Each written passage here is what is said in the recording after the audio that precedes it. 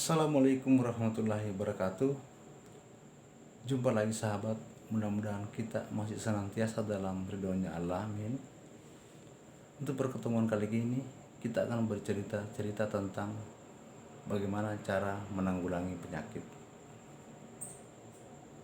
Karena di Arab Saudi dengan Indonesia, di Arab Saudi itu rumah sakit sepi, tempat dokter-dokter, tempat praktik itu sepi. Jadi tidak seperti Indonesia, ramai anti orang di rumah sakit. Kenapa demikian?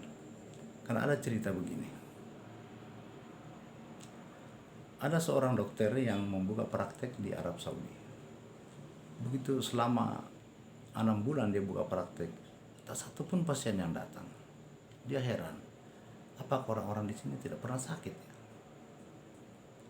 Jawabannya tahu setelah ada seorang penduduk di sana bercerita bahwa kami di sini itu kalau sakit ke dokter itu, ke rumah sakit itu adalah ikhtiar yang ketujuh. Dan kita kebanyakan orang itu kalau sakit yang pertama-tama kita ingat adalah obat, dokter, rumah sakit. Itulah pemahaman kekeliruan kita kebanyakan orang.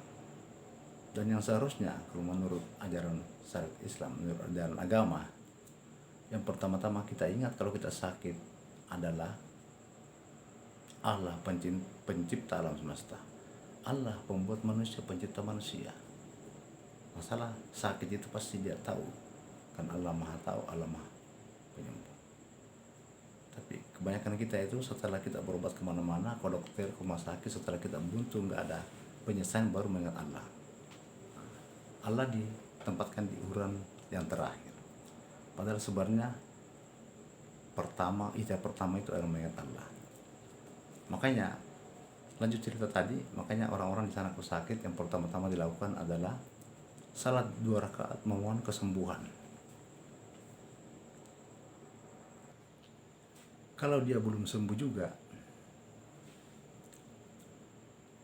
dia membaca surat Al-Fatihah atau surat-surat lainnya, dia tiupkan ke air dan diminumnya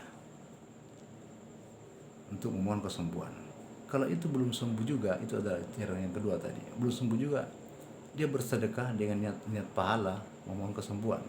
Karena bersedekah itu adalah memperpanjang umur dan menyembuhkan penyakit.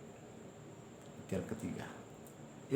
Setelah itu kalau ikhtiar itu belum sembuh juga, dia menuju ke ikhtiar yang keempat, yaitu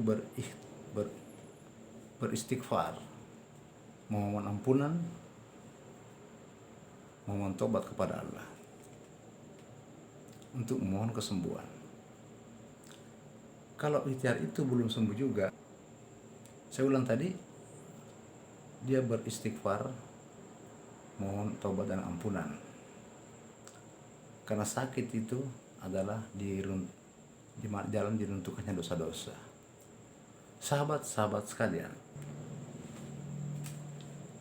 tadi sudah ikhtiar yang keempat. Selanjutnya ikhtiar yang kelima, yaitu meminum habbatus sauda atau jintan hitam, atau meminum juga madu. Itu adalah ikhtiar yang kelima.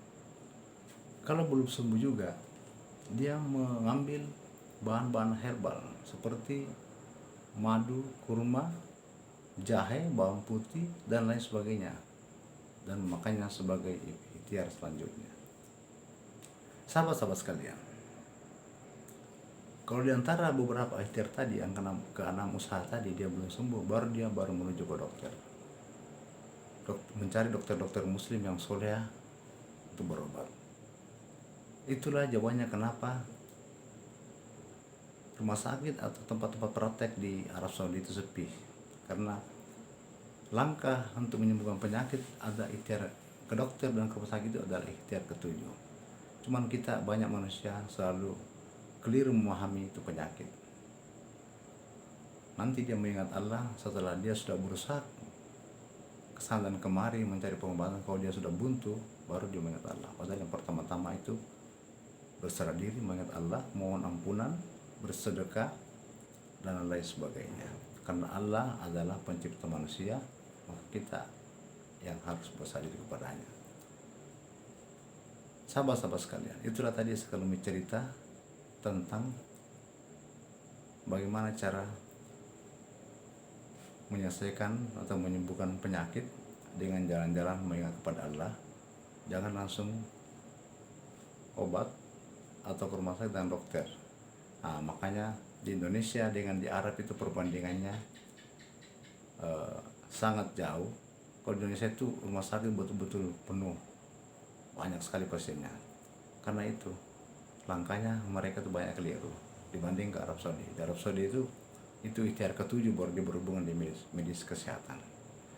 Cukup sekian sahabat, mudah-mudahan cerita ini ada manfaatnya. Kalau ada manfaatnya, sahabat tolong subscribe, komen, like, dan share. Tekan lonceng notifikasi biar nggak ketinggalan video-video saya selanjutnya. Cukup sekian.